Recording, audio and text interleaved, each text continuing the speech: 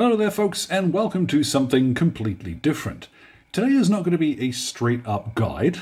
There are going to be a few things that I'm demonstrating on screen, but it's mostly to try something new. I do say all the time, if there's ever something that you've wanted to give a shot or that you're intimidated by, the best thing to do is to begin. It's the only way to begin, after all.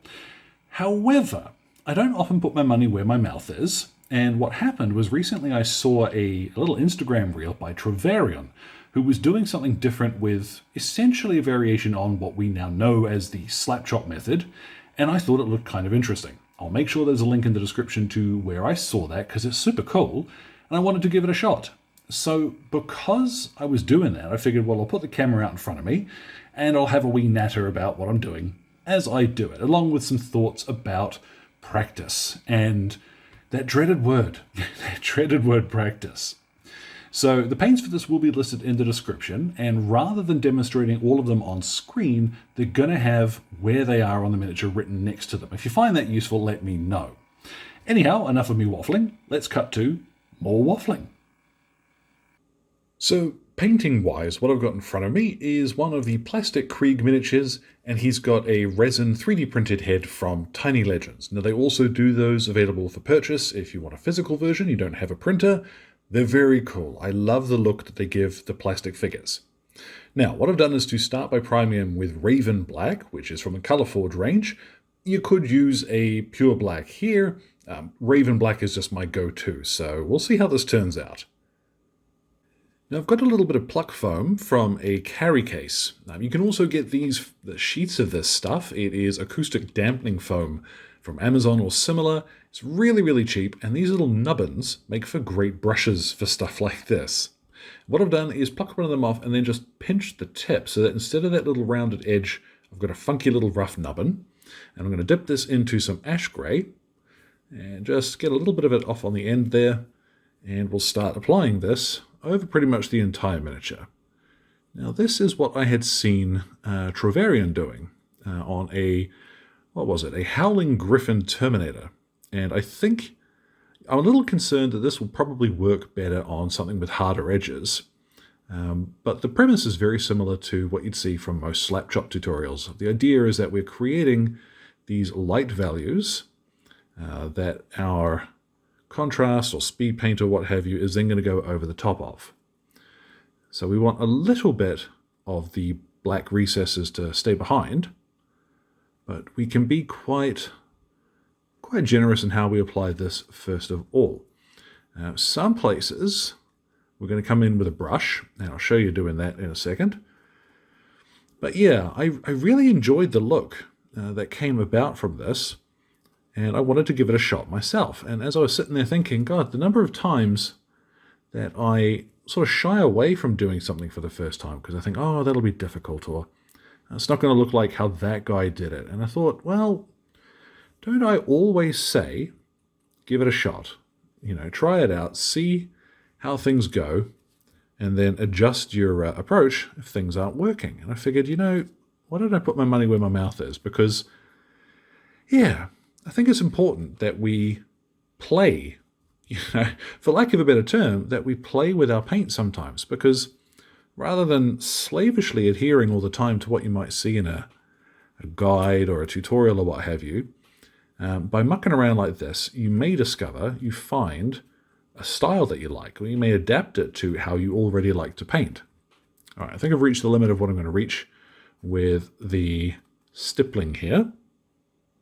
So with a little bit of ash grey on a rough brush here, I am just going to sneak in and quickly almost overbrush some of those areas. So right up under his collar here, just flick across there with my brush, trying to leave some of that black stuff in the recesses.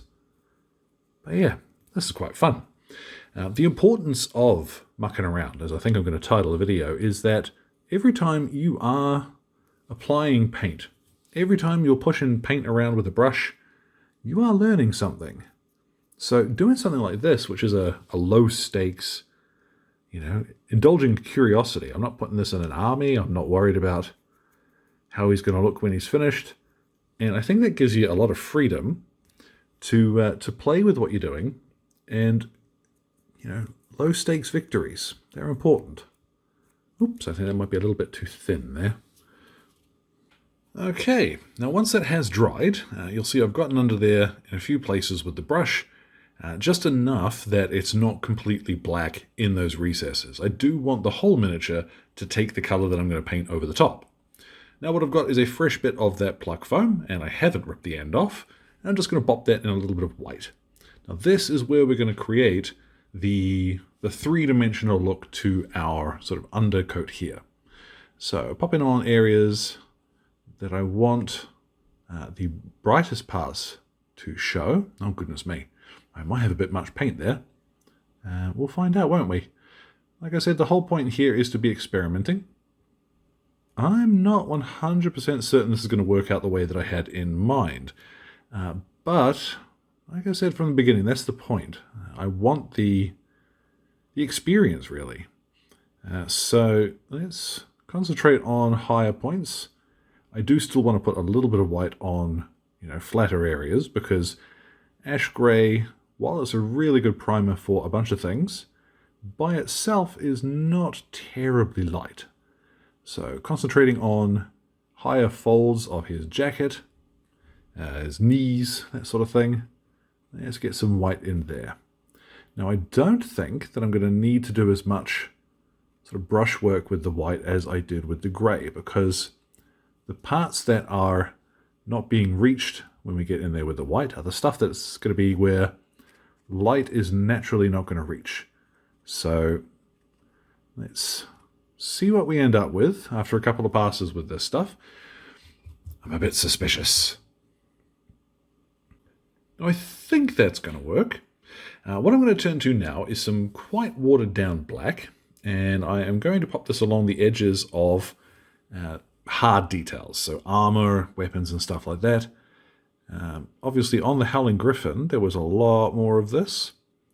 But for this fella, it's going to be enough to just do like a shoulder pad, edges of his helmet, and what have you. The idea here is that this gives us immediately a very defined edge, which we can come back and put a little bit of silver on. Now, I genuinely found that a little bit difficult. Unhighlighting, as it were, you can't see very much of it. It's kind of tricky to do. It goes against what I've been taught, so this is kind of the point of the experiment. Anyhow, I'm now going to move on and start applying some speed paints. Now, most of this I'm going to do off screen, but I will make sure that I list in the description what I've used and where they've gone, so don't feel you're going to miss out completely. Let's go ahead and apply some of this. And I'm going to see very quickly whether or not this actually works. So I am hoping this little bit of fooling around hasn't been completely without value. Now, as I am applying this, this is obviously just speed paint over a base to some degree. So we're not pushing the boat out terribly far with the method. But I am having quite a good time playing around with the execution. It's not often that I bust out the speed paints. So as I'm applying this, I'm just making sure that I get it right up to the edges of areas. I was planning at first on doing the turnbacks and cuffs and all in a different color, but Forest Sprite actually turned out to be just the color I wanted for the coat, so I'm going to stick to that. Yeah, this came up as a result of a question from somebody about finding your style or developing a style. And it's interesting because I do think it is a conscious choice to some degree.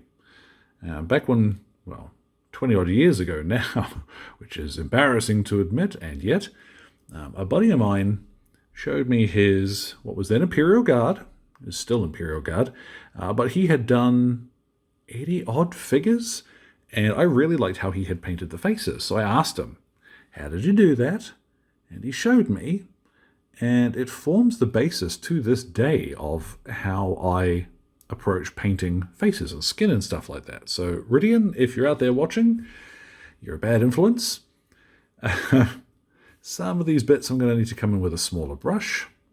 But yeah, developing your style and finding your style is part of the mucking around, of doing stuff that you don't normally do or that you haven't tried before, and adapting it to what you think might work. So have fun, play around. This is one of the reasons why having a 3D printer is kind of handy, because you can just knock out a bunch of test pieces sometimes. But yeah, it is always worth playing. Now here's the part I'm actually really interested in. This would probably be more striking if I was using a red or yellow, like the Howling Griffin in the example.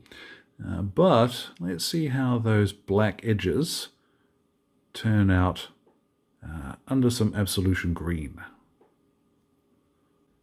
Now it is a little difficult to see that on the camera, but that pre-scrape of black at the edges really has done something there. That's quite interesting.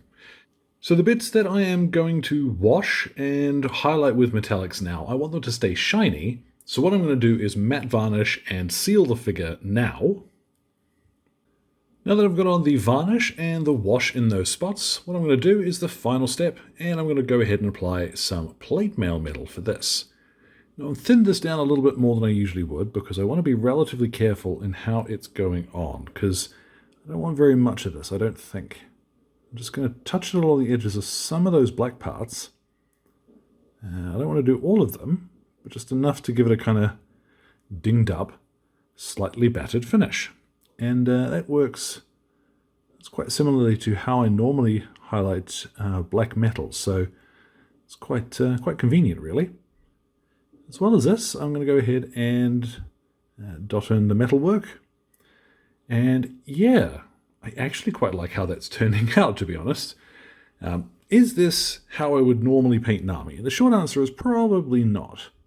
But I have actually learned a decent chunk today, just mucking around here, because I found a few things about the flow properties of a couple of the speed paints I was using, the coverage, the color, simple stuff like that, as well as trying out this new method, which I think for certain things, I don't know, maybe for some Fallout miniatures it will look kind of cool. I'm not sure. But it is definitely something that I want to keep on my radar, having given it a try already. So I'm going to finish this fella off. I'm going to pop the recipe for him in the description, same as always. Let's get a look at what this little experiment looks like when I'm all done with him. And so there at last, our experiment is complete. And I had a lot of fun doing it. I did learn a couple of things along the way. In particular, I would really like to try this again with something bright, like a Howling Griffin or something, yellow and red. I think that unhighlight, that black-lined edge, would be really interesting to try with something else. It's turned out pretty well. I think you can see some of the ways that it helps that speed paint at the edges, but for brighter colors, I think it would be better. Is this a way that I would paint a whole army? Probably not, personally, because it doesn't really fit the rest of my collection. Most of my stuff is done in the, base, wash, dry brush, whatever sort of method. This doesn't fit visually. However, for a little skirmish band or something like that, I think this might look quite cool. It's got a very, very vibrant finish to it that I do like.